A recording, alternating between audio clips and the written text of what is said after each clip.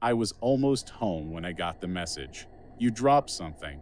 It popped up on my screen just as I was turning onto my street. No name, no number, just those three words. I stopped walking, my breath misting in the cold night air. The sidewalk behind me was empty. I checked my pockets, my bag. Everything was there: wallet, keys, phone. My first instinct was to ignore it. A wrong number, maybe, a scam. But as I stood there, phone in hand, another message arrived. Turn around. A shiver ran down my spine. I didn't turn around. Instead, I forced my legs to move. My apartment building now only a few steps away. Another message. I see you. I nearly dropped my phone. My hands were shaking. I pushed through the front door of my building, heart pounding.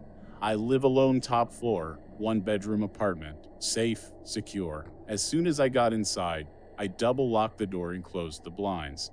Then, finally, I checked the people. The street outside was empty, but I couldn't shake the feeling, that creeping sensation that I wasn't alone, that someone was still watching. I should probably back up a bit. My name is Ryan. I'm 27, work in it, and live a pretty normal life. I don't have enemies, no crazy exes, no weird run-ins with strangers, which is why the messages didn't make sense. At first, I tried to be rational. Maybe it was just some prank, some idiot with a spoof number messing with random people. But deep down, something didn't feel right. I barely slept that night, jolting awake at every creak and rustle of the apartment.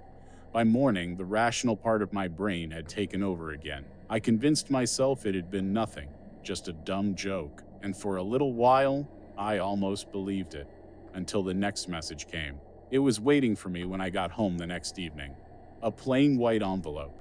No name, no return address, just sitting on my doormat. Inside was a single photograph of me, taken the night before, right as I stood outside my building, staring at my phone. I checked my phone records, no new texts, no missed calls. Whoever had left it hadn't tried to contact me this time. But the message was clear.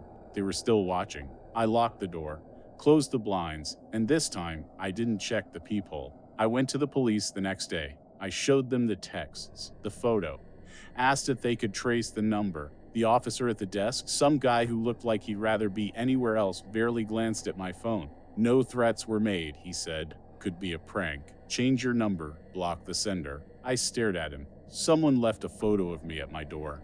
He shrugged. Still not a crime. That was it. No report, no investigation. Just me, alone. By the end of the week, I had started seeing him, always at a distance, never close enough to make out his face. A figure in a dark hoodie, lingering across the street from my building, standing at the far end of the train platform, watching. I told myself I was imagining things, that my mind was playing tricks on me, but I wasn't imagining the new message that arrived that night. I like your apartment. I sat frozen on my couch, phone gripped in my hand. Another text. Your window's open. I whipped my head toward the window. The blinds were drawn, but there just barely was the slightest gap between them. Had I left it open? I couldn't remember. Slowly, I crept toward it, heart hammering against my ribs. With one quick motion, I yanked the blinds apart. Nothing, nothing. Just the empty street below. I exhaled shakily, forcing a nervous laugh. And then, tap, tap, tap. My blood went cold. The sound had come from inside the apartment, behind me. I spun around, every nerve screaming. The apartment was silent, the door still locked. I checked every room, every closet, even under the bed. Nothing. But I knew I hadn't imagined it. I didn't sleep that night, didn't even turn the lights off. And in the morning, when I stepped outside, I nearly tripped over the small folded note lying just outside my door. It was only 3 words. Found your key. I stared at it, my stomach twisting.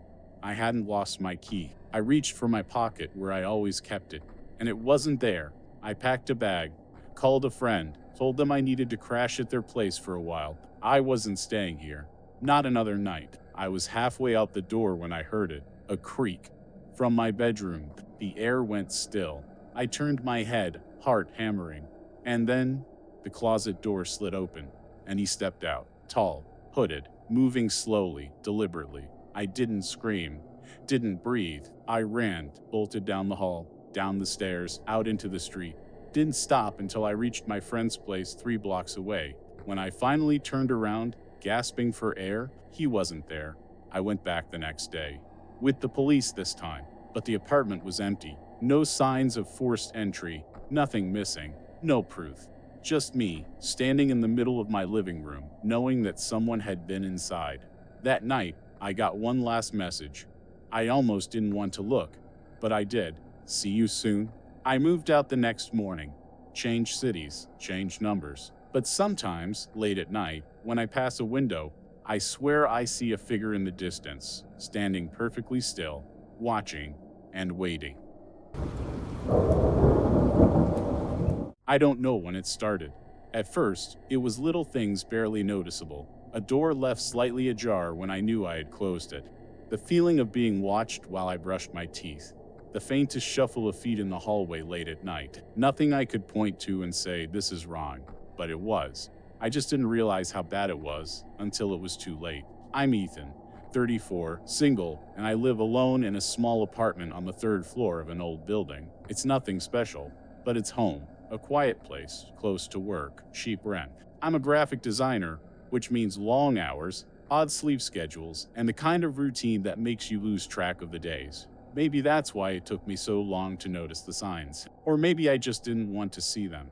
It started a few months ago when I came home late from work. My key stuck in the lock, and as I jiggled it, I heard something from inside my apartment, a soft creak, like someone shifting their weight on the old wooden floorboards. For a second, I froze. My mind immediately went to the worst-case scenario: someone was inside. But when I finally got the door open, the apartment was empty. Everything was exactly where I had left it. Still, I couldn't shake the unease, because I knew I had heard something. A week later, I was in the elevator heading up to my floor when the doors slid open, and I saw someone standing in the hallway. A man. Tall, thin, with greasy dark hair and sunken eyes. He was standing right in front of my apartment door, not knocking, not reaching for a key, just standing there staring at the handle. I hesitated, watching him from inside the elevator. He didn't seem to notice me. He just stood there for a few more seconds, then turned and walked away, disappearing down the stairs. I stepped out cautiously, my heart hammering. The door was locked. Nothing seemed out of place, but I couldn't shake the image of him standing there, staring. Not long after, I started noticing small changes in my apartment. My coffee mug sitting in the sink when I clearly remembered leaving it on the counter. My fridge door slightly open in the morning, even though I always made sure it was shut. Once, I found my closet door wide open when I came home, though I was sure I had left it closed. It was subtle enough that I kept making excuses. Maybe I was just tired. Maybe I forgot. Maybe I was imagining things. But deep down, I knew something wasn't right. After 2 months of this, I finally caved and bought a small security camera. I set it up facing my front door, thinking maybe, just maybe, I'd catch something. The first few nights, nothing. Then, on the 4th night, I checked the footage, and my blood ran cold. At 2:46 a.m., my front door handle turned. It didn't open, just slowly, carefully turned like someone was testing it. And then, a figure stepped into frame, the same man from before. He stood there for a moment, then knelt down, bringing his face inches from the camera lens. I could barely breathe as I watched. His face was pale, his lips cracked, his eyes hollow and dark, stared directly into the camera. Then he smiled and walked away. I barely slept after that. I double-checked every lock, every window. I even kept a knife by my bed. For a while, nothing happened. The footage was clear, my apartment untouched. I started convincing myself it had just been some creepy guy in the building, someone who got off on scaring people. But then, last night, I woke up to a sound, a soft click, like a lock turning.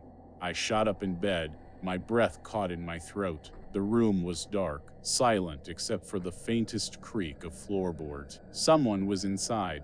I reached for my phone, my hands shaking so hard I could barely type. 911. The dispatcher picked up just as I heard footsteps slow, deliberate, moving toward my bedroom door. 911, what's your emergency? I tried to speak, but no sound came out. My throat had closed up in pure, paralyzing terror. The footsteps stopped just outside my door. Then, a whisper. So quiet, I almost thought I imagined it. I like watching you sleep. I don't remember screaming. I don't remember the police breaking down my door, but I remember the look on the officer's face when they told me the door was still locked from the inside. No signs of forced entry. No one was there. I left my apartment that night. I packed a bag and went to a friend's place. The police checked my apartment, found nothing. No evidence of a break-in, no fingerprints, nothing. And I thought maybe, just maybe, I had imagined it, until I got a call from my landlord this morning. He was inspecting the apartment, checking the locks, the windows, and then he found something in the closet. A small, square hole in the drywall, hidden behind a loose panel, a crawl space, barely big enough for a person. Inside, they found a blanket, empty food wrappers, a small notebook filled with pages of my name, and on the last page, a single sentence. I'll be back. I don't know what to do. I don't know where to go. But I know one thing. He was never breaking in. He was already inside. I first noticed him on Tuesday. It was late past 11 p.m. and I had just finished a shift at the bar where I worked. My feet ached and all I wanted was to get home, take a hot shower, and collapse into bed. I live alone in a small apartment on the outskirts of the city, nothing fancy, but comfortable enough. The bus stop was nearly empty, just me and a middle-aged woman scrolling through her phone. As I stood there, rubbing my arms against the night's chill, I felt a prickling sensation at the back of my neck. I turned my head slightly, scanning the dimly lit street behind me. At first, I saw nothing, but then, across the road, just beyond the glow of a street lamp, I spotted him. A man. He stood perfectly still, half concealed by the shadows, his face obscured by the hood of his jacket. I wouldn't have thought much of it. Maybe he was just another commuter waiting for a bus, but something felt wrong. His posture, the way he wasn't looking at a phone or a watch or anything at all, just standing there, facing me. The bus arrived and I got on quickly. I pressed my forehead against the window, my breath fogging the glass as I searched for him again.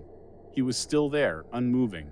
And then just as the bus pulled away, he tilted his head ever so slightly, as if he knew I was watching. That was the first night, or the next few days. I told myself I was being paranoid. The guy could have been anyone, a random passerby, someone waiting for a ride. But then it happened again. Wednesday night, Thursday. Each time, I'd catch a glimpse of him, never close. Always just far enough away to make me second-guess myself. He never approached, never spoke, but he was there. I tried to act normal, but it got harder. At work, I found myself staring blankly at customers, lost in thought. My coworker, Jess, noticed. "Hey, you okay?" she asked as we wiped down the counters. "Yeah, just tired," I lied. She frowned. "You sure? You look kind of on edge." I hesitated. Should I tell her? It sounded crazy. Some random guy standing on a street corner a few nights in a row wasn't exactly a crime. "I'm fine," I said. That night, when I stepped out of the bar to go home, I checked my surroundings before heading to the bus stop. The street was quiet, the air crisp. No one was there. I exhaled slowly, laughing a little at myself. Maybe I really had imagined it. Maybe stress was getting to me. For the first time in days, I walked home without that lingering sense of dread. But relief is dangerous. It makes you lower your guard. And I should have known better. It was Friday when things escalated.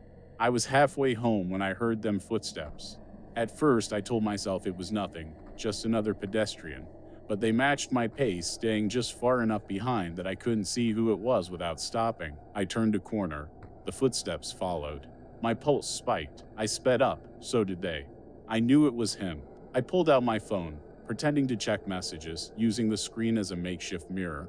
There behind me was the hooded figure, closer now. I didn't think. I ran. Heart pounding, I bolted down the sidewalk, nearly tripping as I cut across the street. My apartment building was just a block away. If I could make it inside, I'd be safe. I reached the front door, fumbling for my keys. My fingers were shaking so badly I could barely grasp them. I felt him behind me, close enough that I could hear his breathing. I shoved the key into the lock and threw myself inside, slamming the door shut just as I saw the tip of a shoe step forward. I locked it, deadbolts, chain, everything. My chest heaved as I pressed my back against the wood, straining to hear. Silence. No footsteps retreating. No knock. No voice. He was still there. I crept to the peephole, barely daring to look. He stood just outside, his hood still up, but now I could see his face, and it was worse than I imagined. Because it wasn't twisted in anger or menace, it was calm. A blank expression, lips slightly parted, as if he were waiting for something. Then so slowly I almost didn't register it, he smiled. A chill ran down my spine. He lifted a single hand and pressed one finger to his lips. Then he turned and walked away. I didn't sleep that night. I barely breathed. The next morning, I called the police. They took a report but didn't seem overly concerned. No threats had been made. No crime had been committed. Could be someone messing with you, one officer said. If he shows up again, call us immediately. That was it. I didn't leave my apartment all day. I didn't even open the curtains. By evening, I felt stupid. Maybe I had overreacted. Maybe, tap. My blood froze. Tap, tap. The window. My apartment is on the second floor. Slowly, I turned. There outside my window was the man, smiling. He lifted one hand and waved. I didn't scream. I couldn't. I just stood there paralyzed as he reached into his pocket and pulled out a key. My key, the one I hadn't even realized I'd lost. He pressed it against the glass, tilting his head like he was admiring it. Then, ever so gently, he unlocked my window. The police found the window open, but by the time they arrived, he was gone. No fingerprints, no clues. Just me, sitting on the floor, staring at the empty space where he had stood. It's been 3 days. I haven't left my apartment. I don't think it would matter, because last night, when I finally worked up the nerve to check the peephole again, he wasn't outside. He was inside, standing in my hallway, watching. And this time, he didn't smile. This time, he just whispered so soft, so close. You shouldn't have run. I first noticed him 3 weeks ago. I was coming home late, my arms full of grocery bags, when I caught a glimpse of someone standing across the street. He was partially hidden behind a lamppost, just barely within the edge of the streetlight's glow. At first, I thought he was just another pedestrian, waiting for an Uber, or maybe just lost in his own thoughts. But when I glanced up again, he was still there, standing perfectly still, watching me. A strange chill crept up my spine. I hurried inside my apartment building, fumbled with my keys, and locked the door behind me. That should have been the end of it. But it wasn't. My name is Daniel. I'm 31, single, work as a freelance editor. I mostly keep to myself, spend my days staring at manuscripts, and unwind at night with true crime podcasts and too much coffee. I've never been the paranoid type. I live in a quiet neighborhood in a city that isn't exactly crime-free, but nothing major ever happens here. That's why I told myself the man outside was nothing. Just a guy, a random coincidence. And yet, I couldn't shake the feeling that I'd seen him before. Over the next few days, I saw him again. Always at a distance, always watching. At first, I only noticed him when I left the apartment on my way to grab coffee, heading to the store. He'd be standing on the opposite side of the street, just far enough that I couldn't make out his face. Then I started spotting him on my way home, and that's when I knew something was wrong, because he never followed me. He was always already there, waiting. It wasn't until the end of the second week that he made contact. I was working late, drowning in edits, when I got a notification on my phone. One new airdrop received. I frowned. I never had airdrop turned on, and I wasn't expecting anything. I opened it. It was a photo. A grainy, zoomed-in shot of me taken through my apartment window. My stomach dropped. I scrambled up, yanked my blinds shut, and turned off the lights. My heart was pounding so hard I thought I might pass out. I ran to the window, pressed my back to the wall, and peeked out through the blinds. The street below was empty. No one was there. I went to the police the next morning, showed them the airdrop, explained that I was being followed. They asked the usual questions. Did I recognize him? Did I have any enemies? Was it an ex? No, and no. I just wanted them to do something, but they didn't. No clear threat, they said. Could be a prank. Keep your doors locked. That was it. That was all they told me. By the time I left the station, my hands were shaking because I knew it wasn't a prank, and I knew he wasn't going to stop. That night, I kept every light in my apartment on. It made me feel safer until I went into the bathroom to brush my teeth. That's when I saw it. Not in the mirror, but in the reflection of my bedroom window behind me. A shape, a figure. standing inside my apartment. I spun around so fast I nearly slipped on the tile. Nothing. The room was empty. I checked the closet, under the bed, even the damn kitchen cabinets. I was alone, but I hadn't imagined it, and that was the worst part. I started staying at a friend's place after that, crashed on his couch, told him someone was messing with me. For a couple of nights, things felt normal again. No messages, no strange figures, no paranoia eating me alive. I started thinking maybe I'd overreacted. Then, on the third night, my friend shook me awake. "Dude," he whispered, "your phone's going off." I groggily grabbed it from the coffee table. One new airdrop. From an unknown sender. My blood turned to ice. I opened it. It was a photo, taken from inside my friend's apartment, looking down at me while I slept. I didn't go home after that. Didn't go anywhere familiar. I checked into a cheap motel on the edge of town, used cash, kept the lights off, but that didn't stop him, because the next night, I got another message. No photos this time, just words. "You can't hide forever." And he was right, because the moment I looked up, he was there, standing outside my motel room window, smiling and knocking. I don't remember much after that. I ran, took the back exit, left everything behind: phone, wallet, everything. I spent the next few weeks bouncing between cities, using burner phones, looking over my shoulder. And for a while, I thought maybe I'd finally lost him, until today. Because today, I checked into a new motel, turned on the TV, and sat down to breathe for the first time in weeks. And that's when I saw it. The bathroom mirror, fogged up from the shower, with a message written on the glass. "Found you. I haven't moved since. Because I know he's already here." I noticed him for the first time 2 weeks ago. It was late, around 11 p.m., and I was walking home from work. My office is only a few blocks from my apartment, so I usually take the same route: a quiet stretch of road lined with dim streetlights, the occasional parked car, and buildings with darkened windows. That night, as I passed a small, rundown convenience store, I glanced at my reflection in the window, and I saw him. A man standing about 20 feet behind me, half hidden in the shadows. He wasn't moving. He wasn't looking at his phone. He was just standing there, watching. I turned around quickly. The sidewalk was empty.